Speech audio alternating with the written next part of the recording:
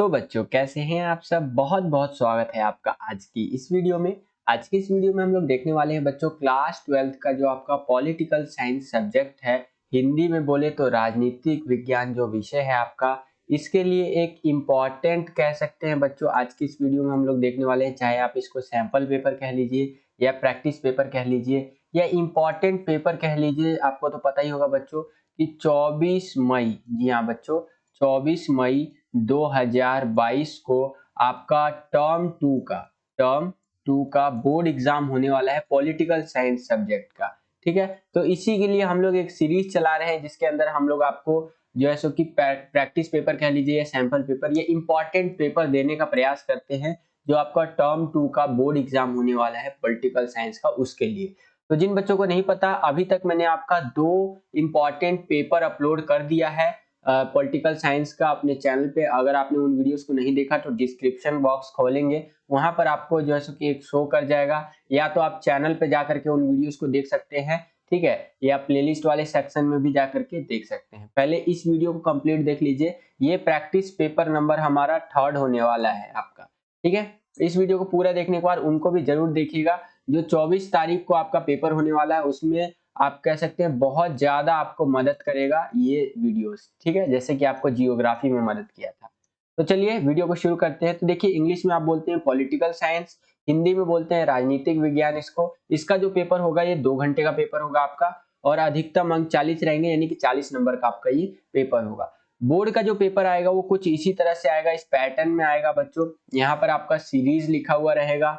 ये सेट 3 है बच्चों। आपको मैं बताना चाहूंगा कि आपको जो पेपर मिलेगा या तो सेट 1 मिलेगा या 2 या 3 या फिर 4, इन 4 सेट में से कोई एक सेट मिलेगा। तो सेट 1 2 मैंने करवा दिया है। ये वाला जो सेट मैं आपको करवा रहा हूँ ये सेट 3 है हमारा बच्चों, ठीक है। और इसके बाद सेट 4 करवाऊंगा, वापस से फिर सेट 1 2 3 4, इस तरह से हम अपना चलाएंगे, ठीक है। तो ये है आपका, तो सीरीज लिखा हुआ रहेगा। सेट 3 है ये। प्रश्न पत्र का कोड यानी क्वेश्चन पेपर का कोड इस तरह से लिखा हुआ रहेगा। रोल नंबर के लिए इस तरह से सेक्शन दिया हुआ रहेगा, और कुछ बेसिक बातें यहाँ पर आप देख सकते हैं। नीचे चले तो यहाँ पर जो मैं आपको पेपर करवा रहा हूँ इसके अंदर 18 मुद्रित पृष्ठ है आपके, यानी कि जो प्रिंटेड पेजेस है इस पेपर के अंदर छपे हुए पेज वो 18 है। और एक मैप आपको देखने को मिलेगा। मैप आपका वर्ल्ड मैप भी आ सकता है और भारत वाला भी मैप आ सकता है। जो पॉलिटिकल का पेपर होगा इसके अंदर आपको चेक कर लेना है कि 13 ही क्वेश्चन आपसे पूछे हुए हो, क्योंकि पॉलिटिकल का पेपर में आपसे 13 प्रश्न पूछे जाएंगे, 13 क्वेश्चन ही पूछे जाएंगे। नीचे चलते हैं तो नीचे यहाँ पर आप देख सकते हैं कि आपको बताया गया है कि इस प्रश्न पत्र को यानी इस पेपर को पढ़ने के लिए आपको 15 मिनट का टाइम अलाउ किया जाएगा। 15 मिनट तक आप इस पेपर को पढ़ सकते हैं। हर एक पेपर को पढ़ने के लिए 15 मिनट का टाइम आपको अलाउ किया जाता है बच्चों।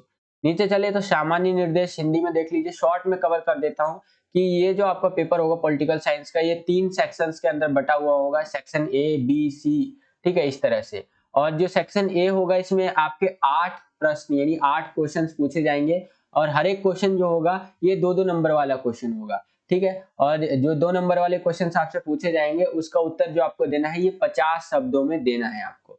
अब हम लोग बात करते हैं सेक्शन बी की। तो सेक्शन बी में टोटल 3 क्वेश्चन आपसे पूछा जाएगा, 3 प्रश्न पूछा जाएगा। और सेक्शन बी में जो आपसे क्वेश्चन पूछे जाएंगे वो 4 अंक वाले, ये 4 नंबर वाले आप इसको क्वेश्चन कह सकते हैं, 4 मार्क्स वाले। और 4 नंबर वाले जो क्वेश्चन का आंसर आपको लिखना है वो कम से कम 100 वर्ड्स यानी 100 शब्दों में आपको लिखना है। इसी के अंदर आपको मानचित्र आधारित प्रश्न वगैरह जैसे कि देखने को मिल जाएगा। तो मानचित्र आधारित प्रश्न जो होगा उसके अंदर आपको निर्देश दिया होगा अलग से, ठीक है। तो उसके आधार पर आपको मैप वाला जो क्वेश्चन होता है वो करना होगा। उसके बाद आगे बात करें तो भाग सी बोले तो सेक्शन सी में आपसे 6-6 नंबर वाले क्वेश्चन, 6 मार्क्स वाले क्वेश्चन पूछे जाएंगे, ठीक है। 6 नंबर वाले सिर्फ 2 क्वेश्चंस आपको करने हैं, 2 क्वेश्चंस आपसे पूछे जाएंगे। और प्रत्येक प्रश्न यानी कि जो 6 नंबर वाले क्वेश्चन होगा उसका उत्तर आपको 170 शब्दों में देना है, 170 वर्ड में आंसर देना है 6 नंबर वाले क्वेश्चंस का, ठीक है। तो यहाँ पर आप जो आपके सामान्य निर्देश है जिसको इंग्लिश में आप जनरल इंस्ट्रक्शंस बोलते हैं, इसको इंग्लिश में पढ़ना चाहे रीड करना चाहे तो रीड कर सकते हैं बच्चों। तो ये रहा आपके सामने जो चीजें मैंने आपको बताई वो इंग्लिश में दिया हुआ है, आप चाहे तो इजीली इसको रीड कर सकते हैं वीडियो को पॉज करके। तो चलिए हम लोग अपने मेन जो हमारा वीडियो है पेपर का इसकी ओर बढ़ चलते हैं। तो अब हम लोग आ गए हैं बच्चों अनुभाग ए बोले तो सेक्शन ए के अंदर, ठीक है, जिसके अंदर आपसे पूछा जाएगा very short answer type question, ठीक है। तो चलिए समझते हैं एक एक करके क्वेश्चन को। पहला क्वेश्चन है बच्चों आपके स्क्रीन पर ये रहा कि हाल के वर्षों में भारत ने आसियान पर पर्याप्त ध्यान दिया है, इस जो कथन है उसको सही ठहराने के लिए 2 बिंदु आपको बताना है। यानी कि अभी रिसेंट टाइम्स की अगर हम बात करें तो जो भारत है उसने जो आसियान नाम का आपका संगठन है उसके ऊपर पर्याप्त ध्यान दिया है, मतलब कह सकते हैं जो संबंध है उनको सुधारा है, ठीक है, और ये सारी चीजें बढ़ाई हैं आगे संबंधों वगैरह को। तो इसका उत्तर इस तरह से आप लिख सकते हैं बच्चों, आप अपनी स्क्रीन पर देख पा रहे होंगे कि हाल के वर्षों में भारत ने आसियान पर पर्याप्त ध्यान दिया है। कुछ बिंदुओं की सहायता से हम समझ सकते हैं, जैसे कि आसियान भारत मुक्त व्यापार समझौता 2010 में लागू हुआ था, ठीक है, यानी कि भारत इंडिया एंड आसियान का जो हमारा फ्री ट्रेड वो समझौता है वो 2010 में लागू हुआ। 25 जनवरी 2018 को भारत और आसियान की जो रजत जयंती है साझेदारी का स्मरण किया गया और नेताओं ने जारी किए डाक यानी कि पोस्टल स्टैम्प घटना को चिन्हित करने के लिए, यानी कि इस चीज को यादगार बनाने के लिए इस घटना से संबंधित पोस्टल स्टैम्प जो होते हैं ना, जो आपके डाक के लिए जो पोस्टल स्टैम्प होते हैं वही जो चिन्ह होते हैं वो भी जारी किए गए थे। इंग्लिश मीडियम वाले बच्चे भी देख सकते हैं इस तरह से आपका पेपर आएगा, मतलब पेपर में क्वेश्चन पूछेगा। ये रहा इंग्लिश में इस तरह से आसियान वाला क्वेश्चन पूछेगा और वही है कि रिसेंट ईयर में जो आसियान पर पूरा ध्यान दिया है, तो हमने जो आसियान फ्री ट्रेड एग्रीमेंट था वो आया था, मतलब कह सकते हैं एक तरह से 2010 में हमने इसको पूरी तरह से वो कर दिया। उसके बाद है हमने जनवरी 2018 में इस तरह से हमने पार्टनरशिप दिखाई आसियान के साथ और जो सो की साझेदारी को दिखाया, और जो लीडर्स थे नेताओं ने इशू किए थे postal stamp to mark the event, यानी कि इस इवेंट को ये जो हमारा इवेंट था इसको यादगार बनाने के लिए पोस्टल स्टैंप जो डाक टिकट होता है ना उनको भी जारी किए गए थे, ठीक है। तो आई होप कितना समझ में आया होगा। इसी के अथवा में चॉइस में एक क्वेश्चन आपसे पूछ रखा है कि अगर आपको ऊपर वाला ये क्वेश्चन नहीं आता है तो ये नीचे वाला क्वेश्चन जो आपसे पूछा है ये आप कर सकते हैं बच्चों, ठीक है। तो चलिए इसके जो चॉइस में आपसे क्वेश्चन पूछ रखा है इसको समझते हैं बच्चों। तो देखिए क्वेश्चन है अथवा में कि हान नदी पर चमत्कार की व्याख्या कीजिए, explain miracle on the Han river, ठीक है। अब ये हान नदी पर चमत्कार सोच के ये मत सोच लीजिएगा कि इस तरह से कोई हान नदी बहती होगी, यहाँ पर जो है सो कि कोई भगवान जो है प्रकट हो गए यहाँ पर, ठीक है। तो यहाँ पर जो है कोई भगवान प्रकट नहीं हुए हैं, ये हान नदी पर चमत्कार इकोनॉमिक डेवलपमेंट के ऊपर है आपका ये क्वेश्चन, ठीक है। तो चलिए समझते हैं बच्चों इस क्वेश्चन का आंसर किस तरह से लिखना है आपको बच्चों। तो देखिए बच्चों उत्तर है आपके सामने कि हान नदी पर चमत्कार जो कि इस प्रकार से है, दक्षिण कोरिया में हुई आश्चर्यजनक प्रगति को दर्शाता है। ये जो हान नदी का चमत्कार है ना, इससे तात्पर्य जो दक्षिण कोरिया है हमारा, ठीक है, साउथ कोरिया जो है उसमें जो आश्चर्यजनक जो प्रगति हमें देखने को मिली है, एकदम कह सकते हैं मिरेकल वाली, जो एक तरह से कहता है वो होता है ना कि चमत्कार हो गया, वैसी प्रगति को ये हान नदी का चमत्कार दिखाता है। दक्षिण कोरिया एशिया में शक्ति के केंद्र के रूप में उभरा है, ठीक है। 1960 और 1980 के दशक के बीच में यह तेजी से विकास हुआ है इसका, या विकसित हुआ है कह सकते हैं, एक आर्थिक शक्ति जिसे हान नदी पर चमत्कार कहा जाता है, ठीक है। यानी कि 1960 से 1980 का जो दशक रहा है इसके अंदर दक्षिण कोरिया का एक बहुत तेजी से आप कह सकते हैं आर्थिक शक्ति के रूप में हमें विकास देखने को मिला है बच्चों, जिसे आप हान नदी पर चमत्कार के नाम से भी जान सकते हैं, ठीक है, या कह सकते हैं। तो इस तरह से इंग्लिश मीडियम वाले बच्चे यहाँ पर देख लीजिए आंसर इस तरह से लिखना है आपको, ठीक है। शोज जो ये Han miracle on the Han river है ये शो करता है the amazing progress made in South Korea, ठीक है। South Korea emerge as the centre of power in Asia, ठीक है, between the 1960s and 80s के बीच में जो रैपिडली डेवलपमेंट हुआ था into an economic power known as the miracle on the Han river, ये जो था आपका, ठीक है। तो हानो पर जो रिवर ये मतलब हानो नदी पर जो चमत्कार कह सकते हैं, हान नदी रिवर जो भी चमत्कार है इसको कह सकते हैं, ठीक है। तो इस तरह से आपको इस क्वेश्चन का आंसर देना था। आई होप कि ये क्वेश्चन समझ में आ गया होगा हिंदी और इंग्लिश दोनों मीडियम के बच्चों को। अब हम लोग आगे आ गए हैं बच्चों अगला क्वेश्चन देखने के लिए। अगला क्वेश्चन है हमारा दूसरा क्वेश्चन। तो दूसरा क्वेश्चन देखिए क्या पूछ रहा है बच्चों कि दक्षिण एशिया हर मायने में विविधता के लिए खड़ा है, यानी कि हर चीज यहाँ पर अलग अलग है उसके लिए खड़ा है, फिर भी एक है आज के टाइम पे देखा जाए तो। एक है यहाँ की भू राजनीति स्थान, जो भू राजनीतिक स्थान है वो एक है। क्या आप कथन से सहमत है? दो कारण आपको देने हैं। देखा जाए तो दक्षिण एशिया की राजनीति काफी तो मतलब तौर पे देखा जाए तो मिलती जुलती है, ठीक है। लगभग सभी देशों में आपको लोकतंत्र देखने को मिलेगा, ठीक है, और इसी तरह से चीजें आपको देखने को मिलेंगी, एक जैसी आपको प्रॉब्लम सभी देशों में देखने को मिलेगी, ठीक है। तो वही है दक्षिण एशिया की जो कह सकते हैं हर मायने में विविधता के लिए खड़ा है, फिर भी एक है आज के टाइम पे दक्षिण एशिया। यहाँ का जो भू राजनीतिक स्थान है, चाहे आप पार्टी सिस्टम की ले लीजिए या फिर अलग अलग चीजें ले लीजिए, लगभग दक्षिण एशिया के जितने भी देश है ना उनके अंदर सेम ही पाया जाता है। ठीक है, तो आपको कथन से सहमत है अगर आप इस कथन से, तो दो कारण देके जो ये चीज है इसको आपको प्रूव करना है।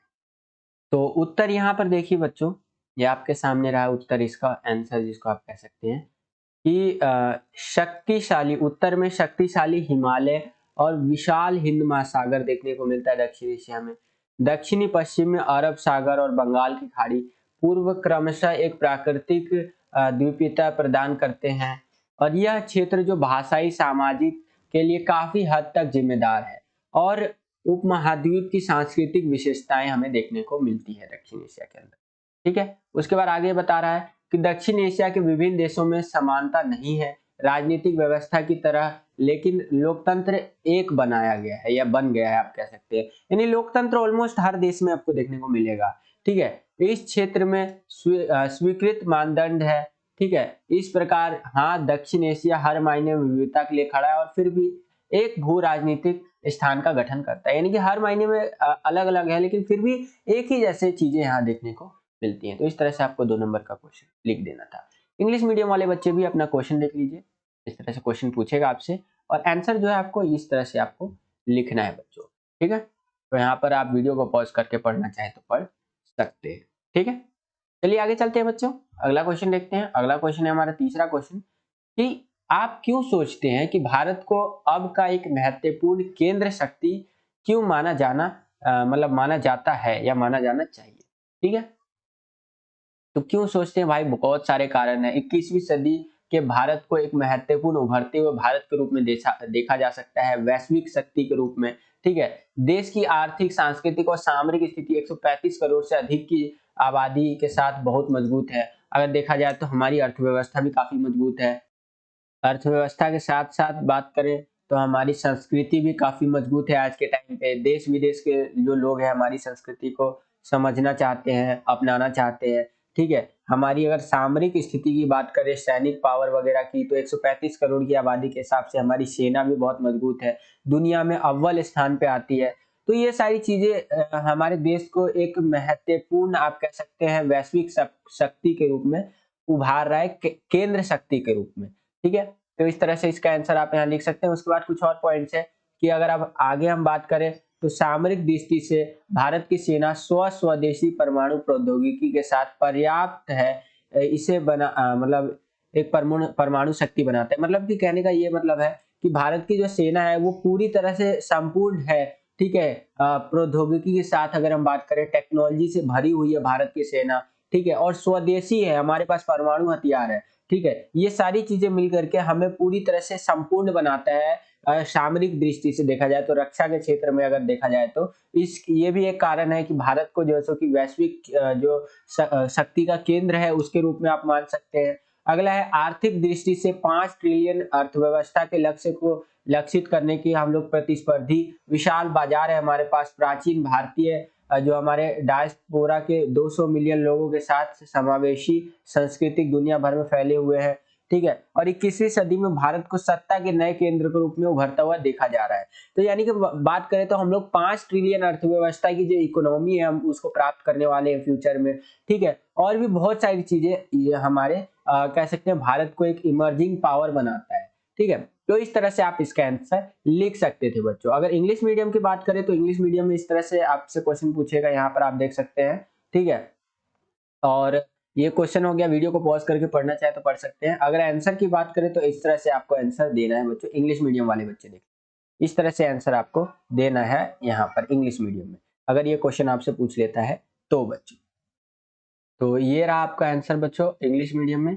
अब आगे चलते हैं, अगला क्वेश्चन देखते हैं। चौथा क्वेश्चन बच्चों, चौथा क्वेश्चन क्या पूछ रहा है हमसे कि दक्षिण एशिया में अमेरिकी भागीदारी तेजी से बढ़ रही है या बढ़ती जा रही है शीत युद्ध के बाद से। तो 2 उदाहरण देकर के आपको स्पष्ट करना है। ठीक है, तो देखिए दक्षिण एशिया की अगर हम बात करें तो हर जगह अमेरिका की भागीदारी बढ़ रही है। पूरी दुनिया में तो अमेरिका की भागीदारी है ही, साथ साथ दक्षिण एशिया में भी बहुत हद तक भागीदारी देखने को मिलेगा। चाहे पाकिस्तान में आज के टाइम पे देखिए इमरान खान की सरकार हट गई, इमरान खान हट गए। ठीक है, और जो वहां पर जो शरीफ नाम के कोई आए हैं अगले जो बने हैं नेता वहाँ के, ठीक है। तो इसमें भी बोला जा रहा है कि कहीं ना कहीं अमेरिका की भागीदारी थी। भारत में भी कई चीजें होती है तो उसमें अमेरिका की बहुत हद तक भागीदारी देखने को मिलती है। तो पूरी दक्षिण एशिया की अगर हम बात करें तो उसमें जो अमेरिका की भागीदारी है ना, वो सबसे अहम मानी जाती है शीत युद्ध के बाद से। तो इसी चीज को आपको एक्सप्लेन करना है बच्चों। तो समझते हैं इसका आंसर बच्चों। देखिए, तो यहाँ पर समझिए बच्चों, उत्तर में इस तरह से लिखा हुआ है कि संयुक्त राज्य अमेरिका के भारत और पाकिस्तान दोनों के साथ अच्छे संबंध रहे। अगर हम लोग दक्षिण एशिया की बात कर रहे हैं ना, तो अगर यूएसए की बात करें शीत युद्ध के बाद से, कोल्ड वॉर के बाद से, तो दोनों के साथ ही अच्छे संबंध देखने को मिले हैं बच्चों। तो भारत और पाकिस्तान के साथ, दोनों के साथ अच्छे संबंध रहे यूएसए के। अगला पॉइंट है, दूसरा पॉइंट, कि दोनों देशों में आर्थिक सुधार और उदार आर्थिक नीतियां देशों ने अमेरिका की गहराई को बहुत बढ़ा दिया है। यानी कि दोनों देशों की जो नीतियां हैं, चाहे हम भारत की बात करें दक्षिण एशिया में या पाकिस्तान की बात करें, ठीक है, तो जो भी नीतियां रही है ना, उसमें अमेरिका की कहीं ना कहीं हम लोगों ने इंपॉर्टेंस को बढ़ा दिया, गहराई को बढ़ा दिया है, ठीक है, शीत युद्ध के बाद से। अगला है, अमेरिका में बड़े दक्षिण एशियाई प्रवासी है और विशाल आकार क्षेत्र की आबादी और बाजार भी देते हैं। अमेरिका जो है क्षेत्रीय सुरक्षा के भविष्य में एक अतिरिक्त हिस्सेदारी और शांति के रूप में देखा जा सकता है। ठीक है, तो कहने का मतलब यह है कि अमेरिका के अंदर जो एशियाई देश है हमारे, और चाहे दक्षिण एशियाई देश स्पेशली हम बात करें इस क्वेश्चन में, तो ज्यादातर लोग जो है अमेरिका में प्रवास करते हैं। भारत, पाकिस्तान, बांग्लादेश, इन सब का देखेंगे लोगों को, तो ज्यादातर मात्रा में वहां पर जो ये सब जाते हैं और अपना काम धंधा करते हैं और पैसा वैसा भारत में भेजते हैं या फिर अपने देशों में भेजते हैं। ठीक है, तो इन्हीं कारणों की वजह से आप कह सकते हैं अमेरिका की भागीदारी काफी हद तक जो दक्षिण एशिया है उसके अंदर देखने को मिलती है। आपका आफ्टर द कोल्ड वॉर, यानी कि शीत युद्ध के बाद इन्वॉल्वमेंट जो है, या इन्वॉल्वमेंट कह लीजिए, बहुत ज्यादा है।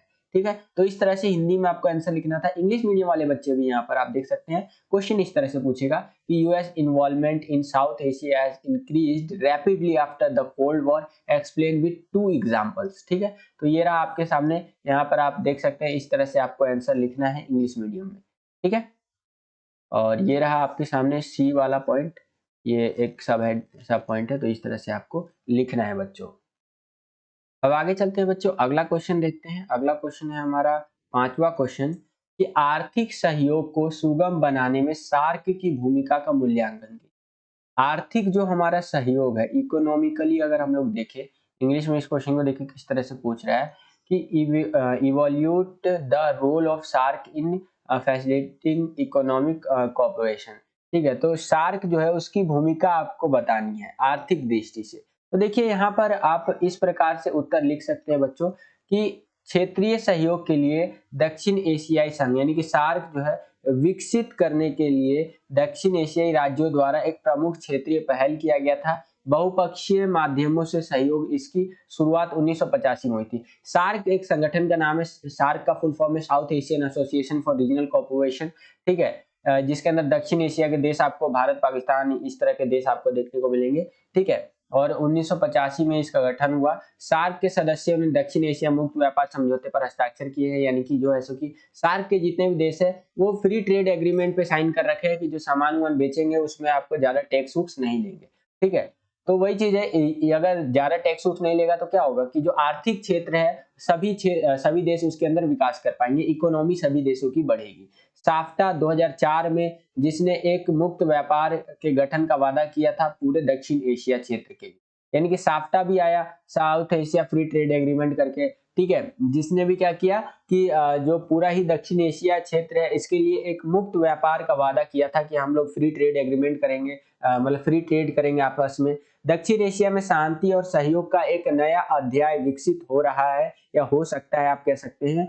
एशिया यदि इस क्षेत्र के सभी देश मुक्त व्यापार की अनुमति दे और अपनी सीमाओं में चीजों को आने जाने दे। ठीक है, यानी कि कह सकते हैं सभी देश जो दक्षिण एशिया के, अगर सारे ही फ्री ट्रेड पे साइन कर देते हैं और अलाउ कर देते हैं कि भाई अपना व्यापार अच्छे से करो, तो क्या होगा, सभी आर्थिक रूप से तो आगे बढ़ेंगे ही, साथ ही साथ क्या होगा कि आप यहाँ पर देख सकते हैं विकास भी आपको देखने को मिलेगा इन देशों के बीच में। ठीक है, तो इस तरह से आप लिख सकते हैं इस क्वेश्चन का आंसर। आगे चलते हैं, इसी क्वेश्चन को अगर हम लोग इंग्लिश मीडियम में समझना चाहे तो आपके स्क्रीन पर ये रहा, इंग्लिश मीडियम में क्वेश्चन इस तरह से पूछेगा और आंसर जो है इस तरह से आपको लिखना है बच्चों। ठीक है, तो या वीडियो को पॉज करके पढ़ना चाहें तो पढ़ भी सकते हैं। आगे चलते हैं, अगला क्वेश्चन देखते हैं बच्चों। अगला क्वेश्चन है हमारा छठा क्वेश्चन कि पहला आम चुनाव 2 बार टाला गया, 2 कारण आपको देना है। जो हमारा फर्स्ट जनरल इलेक्शंस था ये पोस्टपोन हो गया था 2 बारी, आपको 2 रीजन देना है। ठीक है, तो देखिए कई सारे कारण थे, मैं आपको यहाँ दिखाता हूँ। पहले आम चुनाव को 2 बार टालने के निम्नलिखित कारण थे, जिसमें से कि देखिए 17 करोड़ पात्र थे। 17 करोड़ पात्र बोले तो 17 करोड़ इलिजिबल वोटर्स थे, ठीक है, या मतदाता कह लीजिए। को लगभग 3200 विधायकों का चुनाव करना था और लोकसभा के 489 जो है 489 सदस्य थे। केवल 15% मतदाता साक्षर थे। आज के टाइम पे अगर आप जितने भी वोटर्स को देखें तो ज्यादातर आपको एजुकेटेड जो वोटर्स है मतलब साक्षर देखने को मिलेंगे, जिनको पढ़ना लिखना सब कुछ समझना आता है। लेकिन जब हमारा पहला आम चुनाव हो रहा था तो उस टाइम पे केवल 15% लोग ही साक्षर थे। इसीलिए एक ये भी कारण बन जाता है कि पहले आम चुनाव को 2 बार टाला गया था। ठीक है, एक ऊपर वाला कारण है कि 2 ये हो गया। तीसरा आप ये लिख सकते हैं कि नामावली के पहले मसौदे, यानी कि जब ड्राफ्ट तैयार किया जा रहा था, ड्राफ्ट बोले तो आप इंग्लिश में देखिए, in the first draft of the roll the name of about 40 lakh women were not included in the list। यानी कि जब मसौदा तैयार किया जा रहा था, ड्राफ्ट तैयार किया जा रहा था, तो उसमें 40 लाख महिलाओं के नाम सूची में दर्ज ही नहीं किए गए।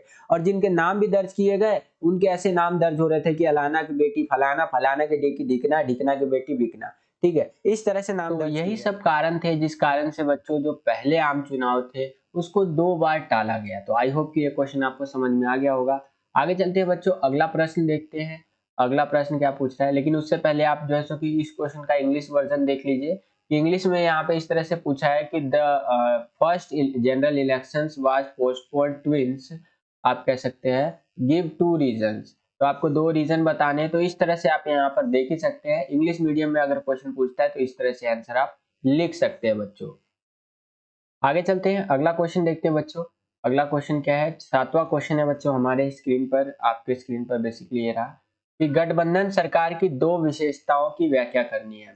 जो गठबंधन की जो सरकार होती है, गठबंधन का जो गवर्नमेंट कोई भी आता है, तो उसकी 2 विशेषताओं के बारे में बताना है, 2 खासियत के बारे में बताना है। तो पहले समझिए गठबंधन की सरकार होती क्या है। देखिए, जब किसी एक दल को बहुमत नहीं मिलता है, जब कोई एक दल को पूरा वोट नहीं मिलता है, तो 2 या 2 से अधिक पार्टियां एक साथ मिल जाती है और सरकार बना लेती है, इसे गठबंधन की सरकार कहते हैं। तो ये तो हो गया डेफिनेशन। उसके बाद अगला है कि देखिए गठबंधन की सरकार होने से क्या होता है, विभिन्न छोटे दल आमतौर पर एक गठबंधन की सरकार बनाते हैं और ये महत्वपूर्ण भूमिका निभाते हैं। अगर देखा जाए तो भारत देश के अंदर अगर हम बात करें तो छोटे छोटे स्तर पे विभिन्न दल आपको देखने को मिलेंगे, विभिन्न पार्टियां देखने को मिलेंगी, सभी मिल करके एक गठबंधन की सरकार बनाते हैं और अहम भूमिका निभाते हैं भारतीय राजनीति में। तो एक ये पॉइंट भी लिख सकते हैं। अगला है कि सरकार के प्रमुख की स्थिति आमतौर पर कमजोर रहती है, उसे सरकार में सभी हितधारकों को खुश करना होता है। जैसे कि आपने देखा होगा कि जब गठबंधन का दौर चल रहा था तो उस टाइम पे मनमोहन सिंह जी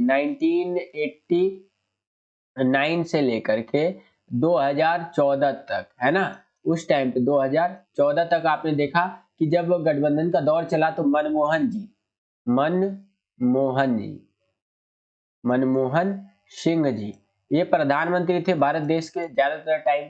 ठीक है, तो क्या था, प्रधानमंत्री थे लेकिन ये चुप चुप से रहते हैं, बिल्कुल साइलेंट प्रधानमंत्री कहे जाते हैं भारत के। क्यों? क्योंकि देखिए जो गठबंधन का दौर होता है ना, उसके अंदर सरकार के प्रमुख की स्थिति आमतौर पर कमजोर ही रहती है। जो गठबंधन का कोई सरकार चलता है ना, तो उसमें जो उस गठबंधन सरकार का कोई हेड होता है, जो प्रधानमंत्री इस तरह से जो होता है, तो उनकी स्थिति आमतौर पर कमजोर रहती है, क्योंकि उन्हें सरकार के में जो सभी हितधारक है, यानी सरकार के जो लोग हैं अंदर, पार्टी के अंदर सभी लोगों को खुश रखना पड़ता है। ठीक है, तो ये एक विशेषता के अंदर लिख सकते हैं। आई होप कि 7वां क्वेश्चन भी आपको समझ में आ गया होगा। 7वां क्वेश्चन देखिए, अगर इंग्लिश में आपसे आएगा तो इस तरह से इंग्लिश में क्वेश्चन पूछेगा 7वें का, यहाँ पर आप अपनी स्क्रीन पर देख पा रहे होंगे। और जो आपको आंसर लिखना है वो कुछ इस प्रकार से आपको आंसर लिखना है बच्चों। वीडियो को पॉज करके आंसर पढ़ना चाहते हैं तो पढ़ भी सकते हैं। आई होप कि इतना क्वेश्चन समझ में आ गया होगा, ये सारे क्वेश्चन आपको। वीडियो अगर अच्छा लग रहा है आपको तो वीडियो लाइक भी जरूर कीजिएगा। आगे चलते हैं, 8वें क्वेश्चन पे आ गए हैं। 8वां क्वेश्चन पूछ रहा है कि उस नेता का, उस लीडर का नाम बताना है जिसने 1975 में संसद तक जो पार्लियामेंट होता है वहां तक लोगों के मार्च का नेतृत्व किया था। और बताइए कि इस मार्च में क्या अनोखा था। ठीक है, तो देखिए लोकनायक जयप्रकाश नारायण ये ऐसे आदमी थे, इन्होंने ये नेतृत्व किया था, लीडर बने थे। ठीक है, जो संसद तक लोगों का मार्च हुआ था उसके अंदर। और इसमें ये अनोखा हुआ था कि यह अब तक की सबसे बड़ी राजनीतिक रैलियों में से एक था उस समय के दौर की अगर हम बात करें तो। ठीक है, तो इसी क्वेश्चन को अगर इंग्लिश में पूछेगा तो यहाँ पर इस तरह से ये क्वेश्चन आ जाएगा आपका, और यहाँ पर आंसर इस तरह से आपको लिखना है बच्चों, ये आप देख ही सकते हैं अपने स्क्रीन पर। ठीक है, तो आई होप कि इतना आपको समझ में आ गया होगा। आगे चलते हैं बच्चों, अगला क्वेश्चन देखते हैं अब हम लोग आ गए हैं बच्चों सेक्शन बी के अंदर। सेक्शन बी में आपका जो क्वेश्चन आपसे पूछा जाएगा वो 4 नंबर का पूछा जाएगा। मैं आपको दोबारा से समझा देता हूँ, सेक्शन ए जो होने वाला है हमारा, उसके अंदर जो आपसे क्वेश्चन पूछे जाएंगे वो पूछे जाएंगे 2-2 नंबर वाले। सेक्शन जो हमारा बी होगा उसमें जो क्वेश्चन पूछे जाएंगे वो 4-4 नंबर वाले क्वेश्चन पूछे जाएंगे। और सेक्शन जो हमारा सी होगा इसमें जो क्वेश्चंस पूछे जाएंगे वो 6-6 नंबर वाले क्वेश्चंस आपसे पूछे जाएंगे। तो इस तरह से आपका ये कुछ जनरल इंस्ट्रक्शंस में बातें बता रखी है क्वेश्चंस के मार्क्स को लेकर के। ठीक है, तो हम लोग सेक्शन बी में आ गए हैं। सेक्शन बी का पहला क्वेश्चन है कि यूरोपीय संघ की आसियान से तुलना करनी है, कंपेयर करना है आपका ईयू को यानी कि यूरोपीय यूनियन को विद आसियान के साथ बच्चों। तो देखिए 4 नंबर का क्वेश्चन है बच्चों, तो हम ज्यादा एक्सप्लेनेशन नहीं देखेंगे, बहुत ज्यादा एक्सप्लेनेशन है इसमें। ठीक है, देखिए यूरोपीय संघ की अगर हम बात करें तो कुछ इस तरह से यहाँ पर आप बातें लिखी हुई देख सकते हैं। अगर हम यूरोपीय संघ की बात करें तो यूरोपीय संघ 1992 में स्थापना की बात कर रहे हैं यहाँ पर। ठीक है, और इसका अपना ध्वज, अपना राष्ट्रीय गान था, अपनी मुद्रा थी। बेसिकली अगर हम बात करें तो यहाँ पर आप देख सकते हैं अपनी मुद्रा थी। 2005 में यूरोपीय संघ जो था ना, वो यूरोपीय संघ पूरी दुनिया का सबसे बड़ा अर्थव्यवस्था था। 2005 में 12 ट्रिलियन अमेरिकी डॉलर की अर्थव्यवस्था थी। आज भी 2005 में 12 ट्रिलियन था, आज 2022 चल रहा है और आज भी भारत 5 ट्रिलियन अर्थव्यवस्था पाने के लिए ना जद्दोजहद में लगा हुआ है। तो सोचिए, और उस टाइम का इन्फ्लेशन के हिसाब से, अगर महंगाई के हिसाब से काउंट करें तो उस टाइम का 12 ट्रिलियन कितना ज्यादा होता होगा। ठीक है, तो इस तरह से आप इसका आंसर यहाँ तक लिख सकते थे। इसमें से दो तीन पॉइंट उठा लीजिएगा। ठीक है, ये हो गया आपका यूरोपीय संघ आपका। उसके बाद अगला आता है आसियान। तो आसियान की अगर हम बात कर रहे हैं तो आसियान की यहाँ पर जो स्थापना हुई थी 1967 में हुई थी आसियान की स्थापना। ये क्या है, आसियान एक संगठन है दक्षिण पूर्वी जो एशियाई राष्ट्र है, एशियाई देश है उनका। ठीक है, दक्षिण पूर्वी एशियाई देशों का।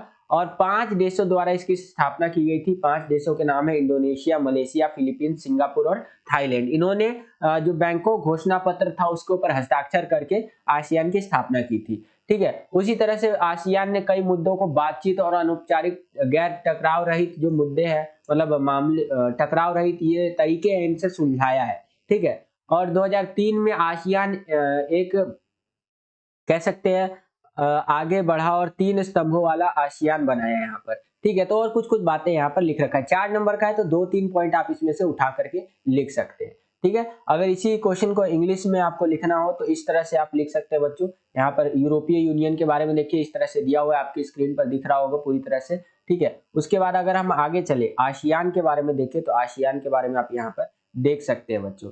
ये रहा आपके आसियान के बारे में लिखा हुआ। ठीक है, इस तरह से आपको लिखना है आसियान के बारे में बच्चों। आगे चले तो आसियान के बारे में थोड़ा सा और आप यहाँ पर देख सकते हैं, कुछ कुछ बातें और लिखी हुई है, ये देख सकते हैं आप। ठीक है, तो ये है, आपको इस तरह से इंग्लिश मीडियम वाले बच्चे देख सकते हैं। मैं हिंदी इंग्लिश दोनों में बताता हूँ क्योंकि इंग्लिश में भी काफी डिमांड होती है।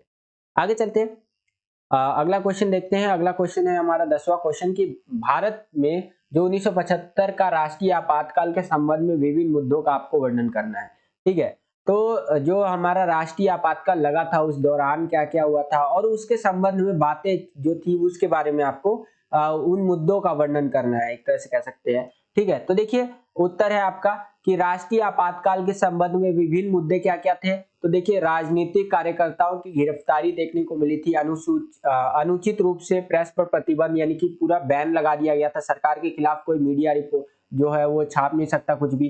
ठीक है, उसके बाद आगे अगर हम बात करें तो कुछ इस तरह से आप लिख सकते हैं बच्चों कि आपातकाल ने आम लोगों के जीवन को सीधे प्रभावित किया था, कई मामलों में लोगों के मौलिक अधिकार भी छीन लिए गए थे। ठीक है, संविधान में केवल आंतरिक गड़बड़ी का उल्लेख किया गया था और आपातकाल की घोषणा करने के कारण कर दी गई थी। 1975 से पहले इस आधार पर कभी भी आपातकाल नहीं लगाया गया था। ठीक है, तो ये सारे मुद्दे हैं। उसके बाद हालांकि तत्कालीन सरकार ने तर्क दिया था कि लोकतंत्र में विपक्षी दलों को निर्वाचित सत्तारूढ़ दल को अनुमति देनी चाहिए अपनी नीतियों के अनुसार शासन करने का। तो ये कुछ कुछ बातें यहाँ पर बता रखा है। तो इस तरह से आपको आंसर लिख देना है बच्चों, ठीक है। और अगर इसी क्वेश्चन के इंग्लिश मीडियम की बात करें तो इस तरह से आपसे पूछेगा कि describe the various issues regarding the national emergency of 1975 in India. और आंसर जो आपको लिखना है वो कुछ इस तरह से लिखना है बच्चों। आपको यहाँ पर इंग्लिश मीडियम वाले बच्चे ध्यान से देख लीजिए, ठीक है। अरेस्ट किया गया था पॉलिटिकल एक्टिविस्ट्स को एंड बैन कर दिया गया था ऑन अनफेयर प्रेस को, ठीक है। तो इस तरह से आप यहाँ आंसर देख सकते हैं इंग्लिश मीडियम वाले बच्चे, ठीक है। इंग्लिश में अगर ये क्वेश्चन आपसे पूछता है तो इस तरह से आपको अपना आंसर लिखना है बच्चों।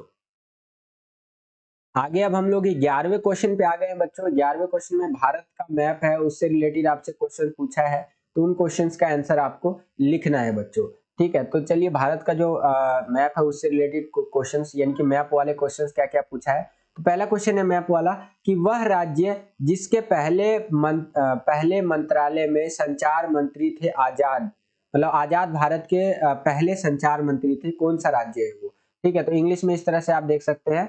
तो देखिए इसका उत्तर आप यहाँ पर देख सकते हैं, ए है उत्तर प्रदेश। ये आप देखेंगे तो यहाँ पर आपको देखने को मिलेंगे आजाद भारत के पहले संचार मंत्री यहीं पे थे, ठीक है। अगला है कि वह राज्य जिससे पूर्व प्रधानमंत्री मोरारजी देसाई संबंधित है, ठीक है। आप इंग्लिश में भी देख सकते हैं इस तरह से, आपको मैं दिखा देता हूँ। The state to which former prime minister Morarji Desai belong. तो मोरारजी देसाई कहाँ से बिलोंग करते थे, तो गुजरात से। तो यहाँ पर संबंधित अक्षर कौन सा हो जाएगा, सी हो जाएगा बच्चों। यहाँ पर यहाँ से बिलोंग करते थे ना वो, ठीक है। तो इस तरह से तो मैप में इस तरह से लोकेट करके आपको दिखाया हुआ होगा। अगला है कि एस निजलिंगप्पा जिस राज्य के थे, the state to which S Nijalingappa belong. तो वो कहाँ से बिलोंग करते थे बच्चों, तो वो बिलोंग करते थे कर्नाटक से, ठीक है। यहाँ पर कर्नाटक से बिलोंग करते थे। उसके बाद आगे चलते हैं, अगला देखते हैं क्वेश्चन क्या पूछ रहा है कि कांग्रेस के पूर्व अध्यक्ष के कामराज्य से संबंधित राज्य, फॉर्मर कांग्रेस प्रेसिडेंट के कामराज्य जो था उससे स्टेट मतलब किस स्टेट से वो बिलोंग करते थे, ठीक है। तो वो है तमिलनाडु से, डी है आपका यहाँ पर, ये आप देख सकते हैं, ठीक है। तो इस तरह से आपका मैप वाला क्वेश्चन था और इस तरह से आपको अपनी आंसर शीट में लिखना है, यहाँ पर आप देख सकते हैं बच्चों, ठीक है। तो आई होप कि आपको ये क्वेश्चन समझ में आया होगा। आगे चलते हैं, अब हम लोग सेक्शन सी पे आ गए हैं बच्चों। सेक्शन सी बोले तो अनुभाग सी, इसके अंदर अब हम लोगों से 6 नंबर वाला क्वेश्चन पूछा जाएगा। कितने नंबर वाला बच्चों, 6 नंबर वाला जो क्वेश्चन होता है, 6 मार्क्स का क्वेश्चन होता है, ये पूछा जाएगा, ठीक है। तो चलिए समझते हैं सेक्शन सी के जो क्वेश्चन है उनको। तो 12वां क्वेश्चन पूछ रहा है कि देशों की शांति और समृद्धि स्थापना में निहित है क्षेत्रीय और आर्थिक संगठनों का सुदृढ़ीकरण, आलोचनात्मक मूल्यांकन आपको करना है, ठीक है। तो इस तरह से आप यहाँ पर देख सकते हैं बच्चों कि क्षेत्रों संगठनों के सदस्य अपना समाधान करते हैं, आपसी मतभेद और विदेश व्यापार नीति अपनाकर इस प्रकार उनके आर्थिक विकास को रास्ता दे। इस तरह से है, पिछड़े देशों को भी उनके लिए मौका मिलना चाहिए, विकास और इस प्रकार रोजगार बढ़ना चाहिए वहां पर, ठीक है।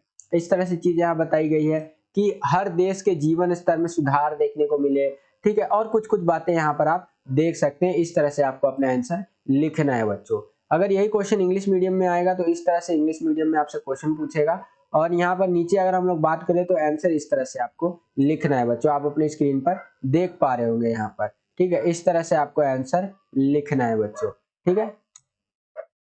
तो आई होप कि इतना आपको समझ में आ गया होगा। आगे चलते हैं, अगला क्वेश्चन इसी के अथवा में क्वेश्चन पूछ रखा है कि अगर आपको ऊपर वाला क्वेश्चन नहीं आता है तो ये नीचे वाला जो क्वेश्चन आपको दिया गया है ये आप कर सकते हैं बच्चों, ठीक है। ये नीचे वाला क्वेश्चन बेसिकली। तो चलिए समझते हैं नीचे वाला क्वेश्चन में क्या पूछा है आपसे अथवा में। तो क्वेश्चन पूछ रहा है कि वैश्वीकरण के आलोक में राज्य की बदलती भूमिका का विवरण दीजिए। यानी कि जो जैसे जैसे वैश्वीकरण आ रहा है, इसका इंग्लिश वर्जन देखिए, give an account of the changing role of the state in the light of globalisation. जैसे जैसे वैश्वीकरण का दौर बढ़ रहा है तो जो राज्य की भूमिका है, मतलब किसी देश के सरकार की कह लीजिए, किसी देश की भूमिका है, वो किस प्रकार से बदल रही है, क्या चीजें उसमें देखने को मिल रही है वैश्वीकरण के कारण। तो ये सारी चीजें आपको एक्सप्लेन करना है बच्चों, ठीक है। चलिए बच्चों समझते हैं इस क्वेश्चन का आंसर। देखिए 6 नंबर का क्वेश्चन है, तो आपको 170 शब्दों में तो कम से कम लिखना ही लिखना है, ताकि जो चेकर है उस पर एक अच्छा इंप्रेशन पड़े आपका आंसर शीट का। ठीक है, तो चलिए समझते हैं इसके उत्तर। यहाँ पर आप लिखा हुआ भी देख सकते हैं कि वैश्वीकरण के परिणाम स्वरूप राज्य की क्षमता का क्षरण होता है, और अर्थात वे जो करते हैं उसे करने के लिए सरकार की क्षमता में आप देखते हैं कमी आती है।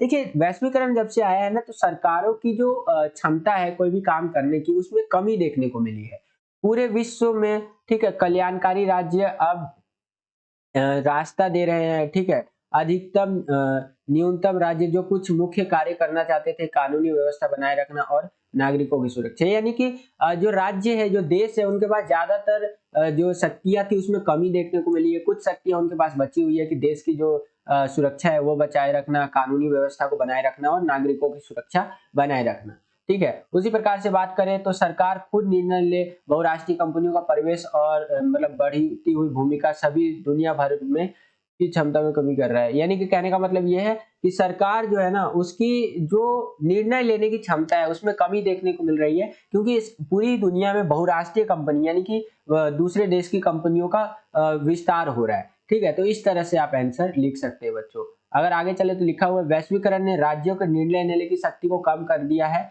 और राष्ट्रीय और विदेश नीति स्वेच्छा से उन्हें मजबूर किया गया है। यानी कि जो वैश्वीकरण है, मैंने आपको बताया, उससे क्या हुआ है कि किसी देश की जो सरकार है या देश की जो निर्णय लेने की शक्ति है उसमें कमी देखने को मिलती है। ठीक है, तो इसी तरह से बातें कर रहा है कि जब आपका वैश्वीकरण जो आया उसके कारण राज्य की क्या भूमिका बदली है।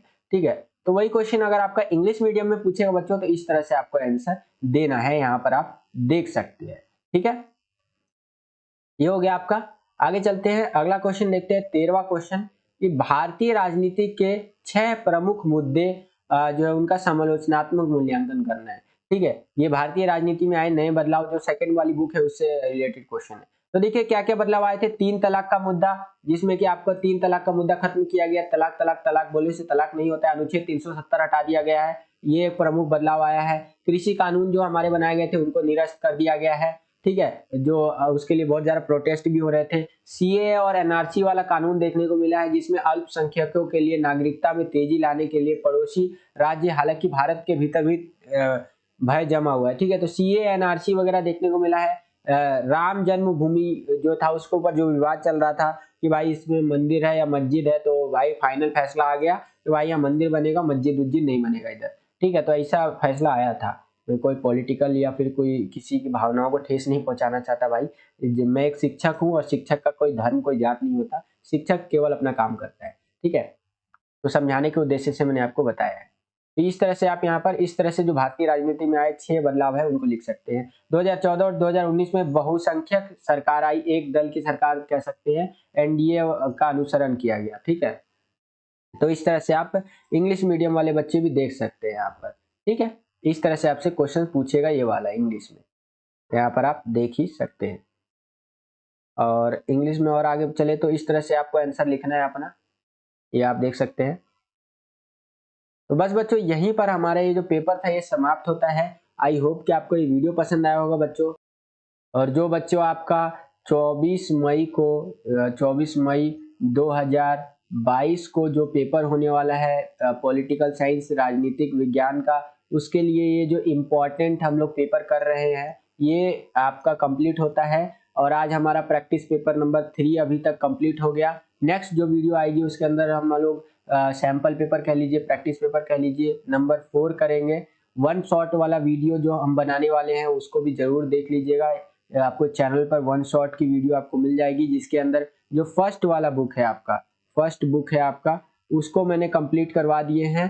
ठीक है, तो उन इस वीडियो को, एक वीडियो को जरूर देखेगा।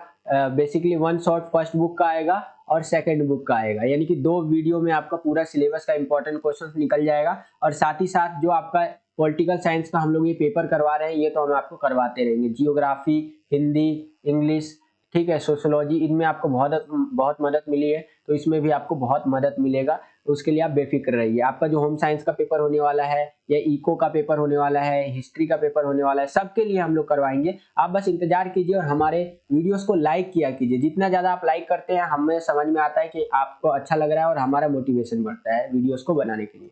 तो आज के लिए इतना ही बच्चों, मिलता हूँ आपसे अगली वीडियो में। अगर आप हमारे चैनल पर नए आ गए और हमारे चैनल को सब्सक्राइब नहीं किया तो लाल कलर का बटन दबा करके चैनल को सब्सक्राइब कर सकते हैं, बिल्कुल ही फ्री है। बगल में आपको इस तरह से एक बेल का आइकन देखने को मिलेगा, इसको प्रेस करके ऑल पे आपको क्या करना है, क्लिक कर देना है, जिससे कि हमारे चैनल पे जितने भी नई वीडियोस आएंगे आपके पेपर के लिए वो आपको सबसे पहले आपको मिल जाया करेगा नोटिफिकेशन के माध्यम से। तो बस आज के लिए इतना ही, मिलता हूँ आपसे अगली और एक्साइटिंग वीडियो में। तब तक के लिए खुश रहिए, खुश रखिए सभी को। जय हिंद, वंदे मातरम।